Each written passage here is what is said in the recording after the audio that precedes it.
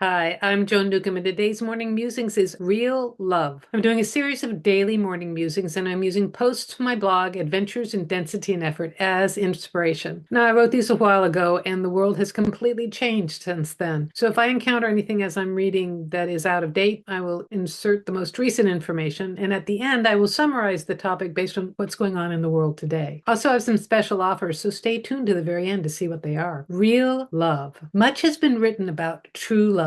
It's been the catalyst for wars and adventures. It's been the seeds for countless stories and movies. It's been the reason for much heartache and misery as well. We all have this urge to search for true love, the idea that our lives won't be fulfilled without it. But very few of us know exactly what it is or what to look for. Often it's right under our noses and we don't even know it. Instead, movies, books, and plays popularize the myth, which is fantasy, not real. It's instant attraction at first sight based on looks. It's superficial. It's needy. It's approval seeking. That kind of love, if you can even call it that, cannot last because it's so shallow and often selfish. In relationships, the first few months are the honeymoon period, characterized by fantasy love. People say the nicest things to each other during that time. They're trying to get on each other's good side, and in the early days, trying to get into each other's pants. Once the pink cloud dissipates, reality sets in. Our expectations start showing. The other person has to start matching our perfect picture of a long-term partner. Conflicts arise as an opportunity for growth. Relationships are strengthened or destroyed by them. When we get married, it seems as if all the relationship work we did to get to that level of commitment goes right out the window. All of our family issues, our childhood experiences, our parents' stuff shows up. The person you're married to transforms into their parent, and you don't know who they are. We bring our own relationship dance steps to our engagements and marriages and discover the other person's salsas when we like to waltz. If we don't figure out a new dance with our partner, a unique blend of our favorite moves, the relationship becomes vulnerable. When we have children, our focus changes. They become the center of our attention, and rightly so, as their survival is dependent on our responding to their needs. If we don't figure out how to have our couple's relationship even while our family relationship is developing, the marriage becomes vulnerable. Some spouses start to look to someone other than their partner to fulfill their emotional needs. It's all too easy to make friends at work, find someone to talk to about what's happening at home. This person listens to them. This person always looks good because they're dressed for work. Lines get crossed in ways that may seem innocent and actually to their partner creates betrayal and pain worse than rape, worse than the death of a child. And that's a quote by Dr. John Gottman, who is a relationship expert out of the University of Washington in Seattle. Some partners turn to alcohol, pot, or drugs to alleviate the emotional void in their lives. What seems like recreational use insidiously becomes addiction. The addict loves their substance more than any relationship in their lives. Overuse ruins marriages, families, friendships, finances, and always, if not checked, is fatal. So much of the world's woes could be rectified if only we understood what real love is. Real love is a full body experience. You have to be grounded and present in order to have it. Real love appreciates. Real love sees clearly. Real love accepts. What gets you to the place of real love? Sometimes it's the experience of caring for someone who is dependent on you for survival. The voluntary self-sacrifice of sleepless nights and changing diapers is ego transforming. Sometimes it has to be the loss of superficial things, status symbols, jobs, houses, trophy spouses, to wake you up to what is truly important. It is decidedly unromantic. It is a soul decision, a soul choice to show up and take responsibility, to accept things you cannot change that are outside of yourself, and to courageously change the things you can that are within. It is a simple change of focus. Take your sights off your fantasy and look at your reality. What you've asked for, what you desire, is often right in front of you. Hair uncombed, dirty sweats, nursing your child, standing by your second layoff in as many years, quietly supporting you as you decide not to go to your family reunion. What may seem like hardship to get to this place is actually a gift. So many people in this world stay at a superficial, one-dimensional level and don't get to have this. You have to let go of your resentments. Let go of whatever you're using to escape reality. Face yourself in order to be yourself. Real love is a full body experience. It feels like there are no blockages. It's all truth, shining through all your chakras, your pores, all aspects of your heart, body, and mind. It's not conditional, not holding back, and not judgmental. It's standing in that bright light of love and truth. Your entire being is a conduit of this energy. You may still have all the same problems, but you have an inner sense that all is well. Within you, you have a greater sense of capacity, a renewed sense of self. To one to conventional people, this may seem boring. To them, commitment on this level feels like being trapped, but growing up is actually exhilarating and empowering. It's the difference between choosing sugar water and choosing a full three-course meal, lovingly prepared for you by the universe. What do you choose? Well, that is mostly still true today, still true on many different levels, but it's interesting to see my perspective from that while ago, because real love in terms of like loving others or experiencing that spiritual energy of love, which is all encompassing, definitely isn't perfect and loves things that aren't perfect. And the thing I said at the end about sugar water,